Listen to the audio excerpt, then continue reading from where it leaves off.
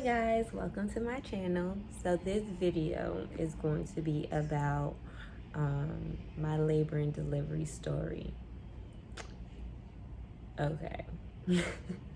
So at 39 weeks pregnant on the dot, the day before 39 weeks, so 38 weeks, the end of my 38 week, I was miserable. Like, oh my God, I felt so heavy. Like, I was not sleeping because if you've ever been pregnant, you know, at that point, like, there's no more room for the baby to, like, it's just time for them to come out. Like, there's no room in there. Like, they living in your rib cage. You can't breathe. You walk into the bathroom breathing heavy. Like, it's just a very uncomfortable. I think it's uncomfortable for me and it's uncomfortable for the baby at that point because y'all both fighting and arguing all day and it's just intense.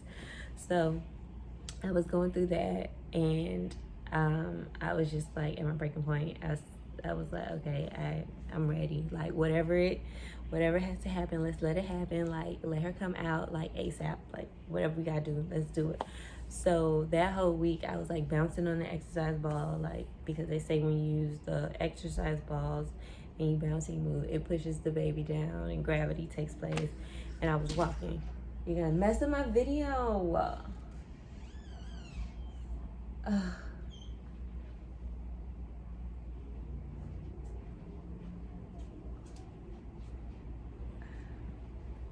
This my baby daddy. And this is the fat dog. And that's Zeus. His name is the fat dog because His name's Fat, aka Fatty. so I love you, Mom. Hey, Fatty. And I love your braid crown. Thanks, guys. And if y'all wake up, Cassidy, I swear. Up. So, yeah, they just interrupted my video, but I don't even remember where I was at. Love you. Put the pacifier in Cass' mouth, please. Put the pacifier in her mouth. Quick, quick, quick. I love you too. Jesus Christ. Don't hit the thing.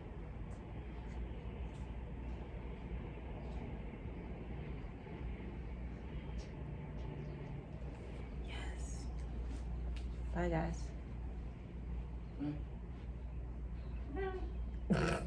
Close the door, please. Don't slam it. So, before I was rudely interrupted, yeah, and I had started walking around and stuff to try to induce my pregnancy naturally. So, I felt like nothing was working, and I was over it. So, on March 6th, 2021, we took a trip to... It was funny because that morning, I'm actually going to link this video right here. Well, after I say this, it's going to be linked. My boyfriend had recorded us, and he was like, maybe if we do the shoot, Cassidy will come out. I was like, all right, whatever. At this point, I didn't care. I was doing whatever it took. So we was in there doing the shoot dance. And jokingly, we were hoping that she came. But yeah, eventually she did, which is funny. So after we did the shoot, we went to BJ's, and BJ's is a huge wholesale warehouse for groceries. I'm pretty sure everybody knew that, but I just thought I'd add that in there. We went to BJ's and we were walking down the aisles, like each one, because when we go to BJ's, we do it anally and go aisle by aisle and just grab stuff, which is probably not that smart now that I say that out loud, because we always end up getting more than we came for because we go aisle by aisle, but whatever. So we did the whole BJ's thing. Oh, my baby is waking up. Hold on. So we did the whole BJ's thing, and then when we got home, I had like an hour passed. We was watching WandaVision, this show on Disney Plus, and when I got home, I started feeling contractions. I had been feeling contractions that whole week, so I wasn't really paying them any mind. I was like, it's probably Braxton Hicks, whatever. I'm not gonna stress about it, whatever. But then I realized that they kept like coming like they kept coming back repeatedly. So I used this contraction app to track my contractions, and it tells you when you should go to the doctor or to the hospital. So the when I started feeling the contractions again, I turned on the app, and at that point I was having contractions like every 5 minutes, and they were like, go to the doctor. And I was like, go to the hospital. So I was like, all right, whatever. So I told my boyfriend, okay, let's go.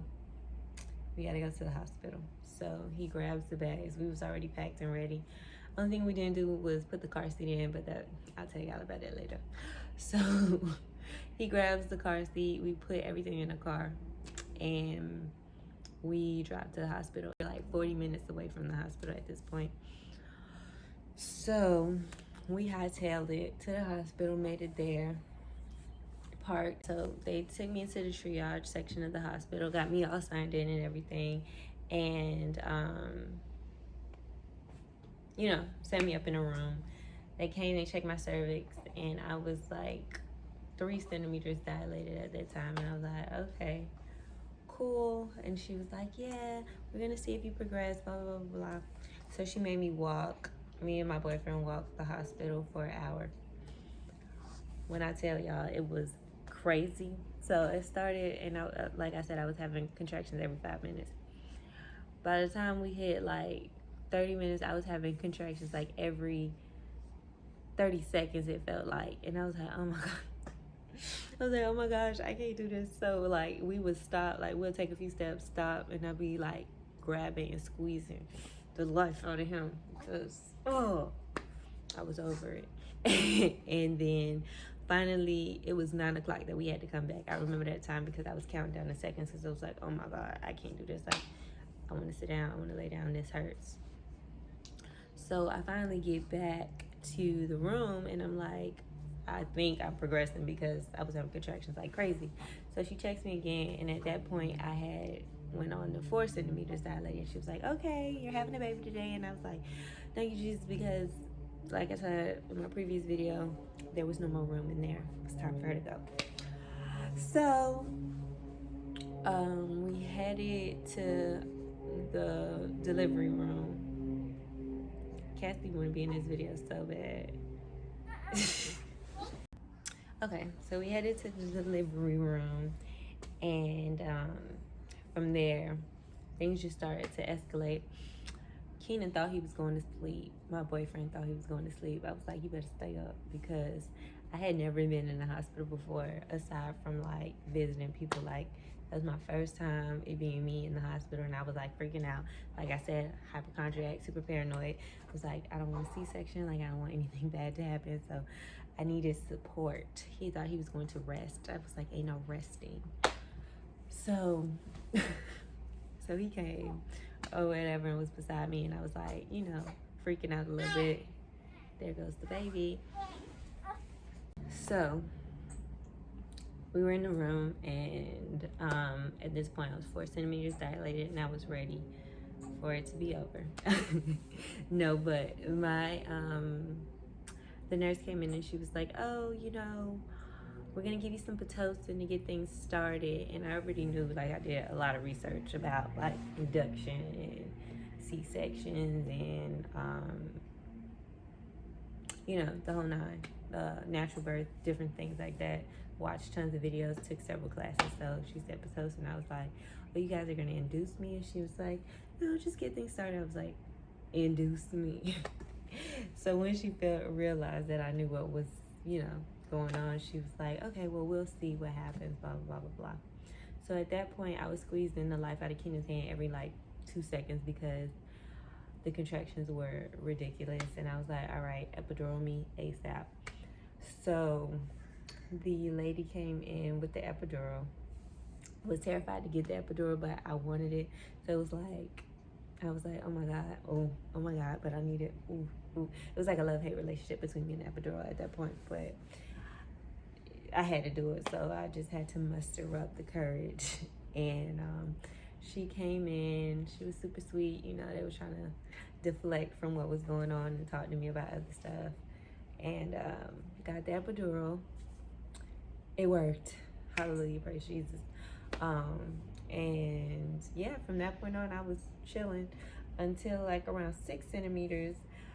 I was starting to feel weird, and then I called my boyfriend. I was like, "Go call a nurse," and then I was like, "Wait, no, stay," and then I just like threw up everywhere. And he went and got her after I was done throwing up, and then she was like, "Oh wow, okay," but she was like, "It was normal, I guess. I don't know." She said it was normal, and after I threw up, I was like, "Oh, you know." Then I started to get all panicky because I was like, "Why am I throwing up? Is this part of it?" You know, my brain started going crazy. So then I was sitting there and she checked me again, and then around 8 centimeters, I threw up again. And I was like, why is this happening to me? Because of course, you know, once you go into labor, they don't give you anything to eat. So I was like throwing up water. She had given me a popsicle, so I was throwing up red popsicle, which I mistaken for blood initially. And I was like, I'm about to die, but it was red popsicle. And yeah, so I was just throwing up water and popsicle, and it was just terrible. And then I hit 10 centimeters, and it was time for me to push, and I was like, oh my God. So we pushed, and within 10 pushes, it was pretty easy. Out came a little Miss Cassidy. She was 7 pounds, 2 ounces on March 7th, 2021. At 5:24. Ooh, that's bad. She came at 5 o'clock in the morning.